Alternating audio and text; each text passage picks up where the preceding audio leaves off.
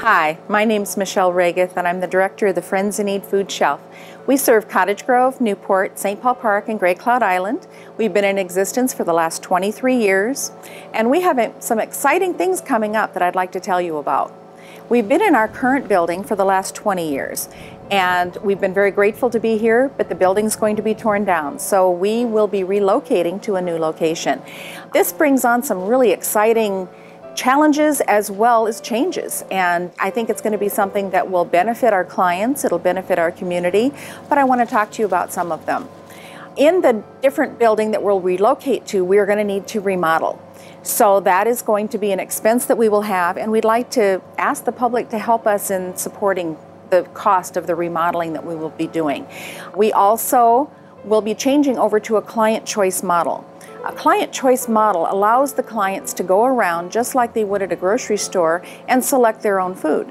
So each shelving unit would have a different type of food. Maybe it's cold cereal. So that way, instead of just getting whatever we put in their basket, they're going to be able to choose what type of cold cereal they would like, or what type of canned vegetable, or what type of canned fruit. We've always allowed them to shop off of a shopping list, so we do pack according to their wishes, but this will give them even more choice. Another thing that we'd like to change when we go to our new location is our intake forms. So far, it's always been a paper intake system, and we'd like to change that to a computer system. So we will be purchasing computers and a software system called Pantry Saver Plus that's designed just for food shelves. And that will help us to be able to keep all of our client info on computer, interview them by computer, and it'll just make it much more efficient for us as we go forward. Another thing that we'd like to change is we would like to get a walk-in cooler and a walk-in freezer. We don't have enough refrigeration or freezer space at this location, and having a larger warehouse would allow us to install that. It would keep our produce fresher.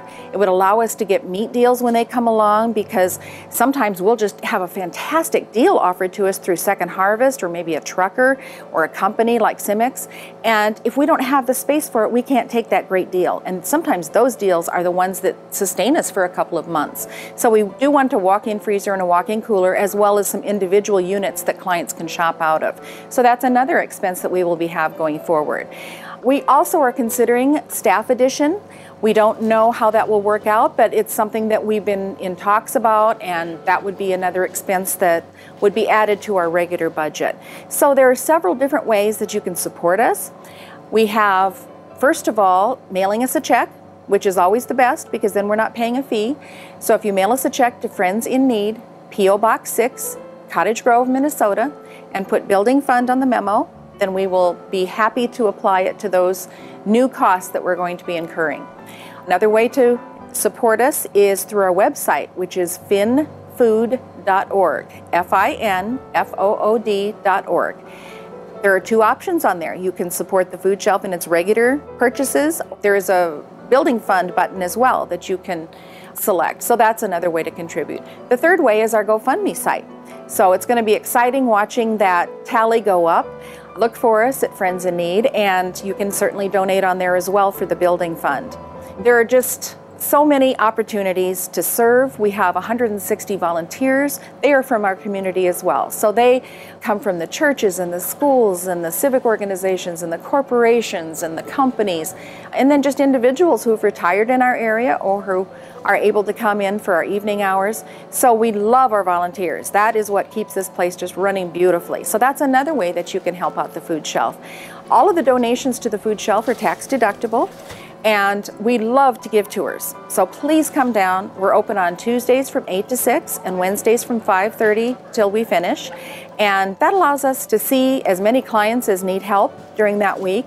So give us a call, and you can call anytime during the week and we'll work it out, and we'd love to show you around. We want to show you where your money's going. We want you to see how we're helping the neighbors that you want to help. So my main message to everyone is thank you so much for your support. You do so much for us. You have for 23 years. We have one of the best food shelves, I think, around. We're the only one I know of that lets people come every other week instead of once a month, which is what all the other food shelves do. So that's something that we're very proud about. We have wonderful fresh produce that we give out every week.